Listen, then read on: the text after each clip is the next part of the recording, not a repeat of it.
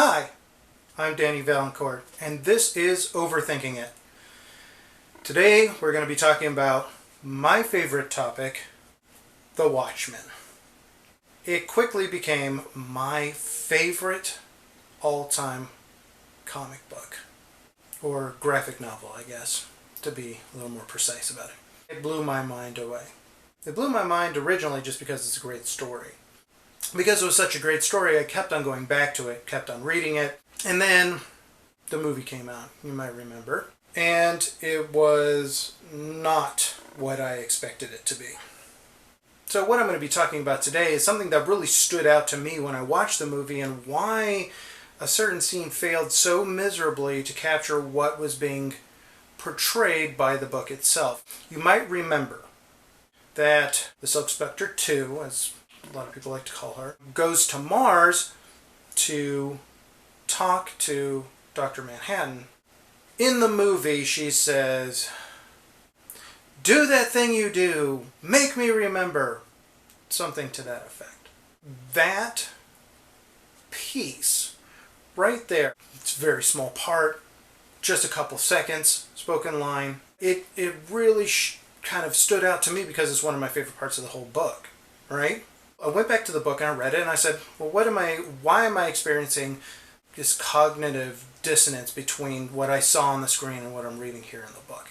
It came down to the fact that that section is such a brilliant marriage between the written words that were put in the book and the visual storytelling that was told in the panel. If we remember in the book, Silk Spectre, Laurie, she goes up to Mars and she's trying to convince Dr. Manhattan to come back to Earth to save Earth.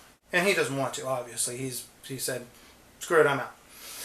So she just starts kind of spilling her guts, and what happens is that she's remembering that the comedian, is her father. She remembers that he is her father.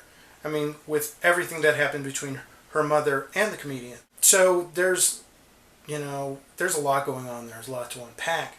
But what we really see is Laurie is taking the narrative that she had established in her mind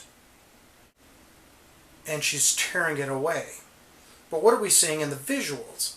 In the visuals, we see Laurie grab this bottle of perfume that her mother gave her earlier in the book. What's the perfume's name? The perfume's name is Nostalgia. And then she dashes it against the construct that Dr. Manhattan had created on Mars, and it crumbles to the ground.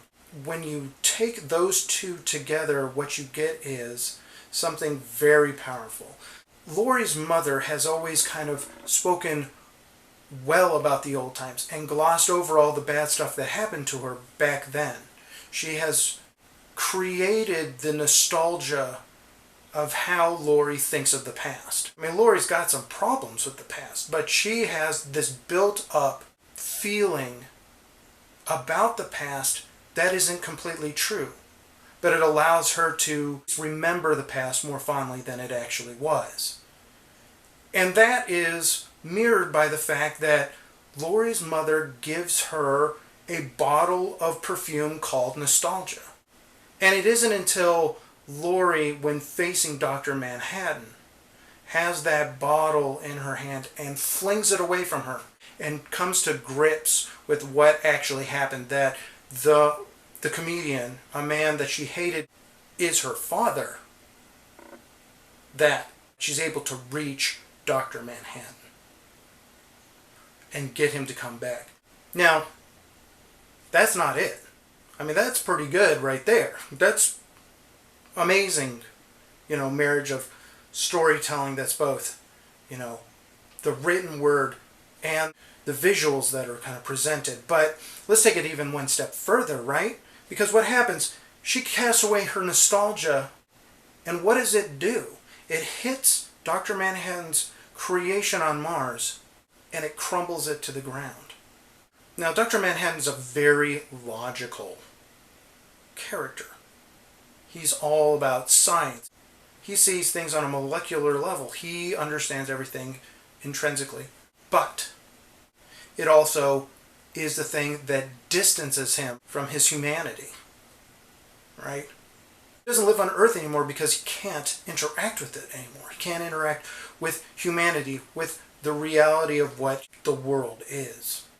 And I think the statement that is being made here is that when we as people throw away our nostalgia for the past, it breaks down the barriers between our emotional selves and our logical selves and allow us to get our mind to completely interact with the present. Right? Because Laurie, unfortunately, it was in the 80s, and Alan Moore has not been known to be the most pro-feminist. Laurie is the embodiment of the emotional, while Dr. Manhattan is the embodiment of the logical. And their conversation on Mars is a conversation inside the human mind.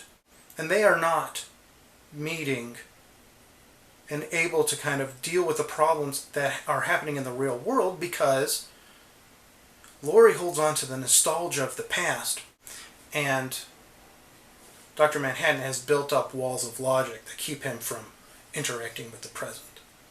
When she casts away that nostalgia and sees the world for what it really is and has been in the past, Dr. Manhattan realizes that he can deal with the present because the present isn't worse than the past, but these events have happened throughout history. And once that happens, they can both together go down back to Earth and deal with the situation that has presented itself. That is at least one of my ideas about the book, The Watchmen. As you can see, why the fact that you would just kind of take all of those ideas and then just turn them into a throwaway line of, do that thing you do, make me remember. And why that's so unfortunate for the movie, because it misses out on all that deep, structured, layered understanding of what humanity really is and what keeps us from really kind of dealing with the problems of today. We have built up this understanding of the past that is full of nostalgia and is not actually true. But that nostalgia itself keeps us from logically dealing with the problems of today because they cloud our understanding of it.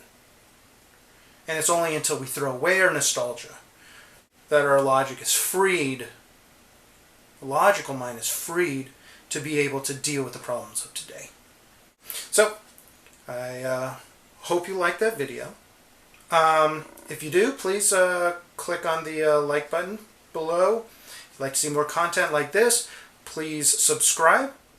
And I'd love to hear what everybody has to say about The Watchmen. It is one of my favorite books, as I said. So please write down what you thought about The Watchmen, anything that kind of stood out to you that you'd really like to discuss in the comments below.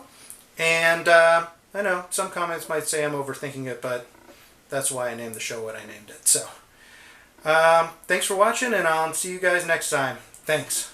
Bye.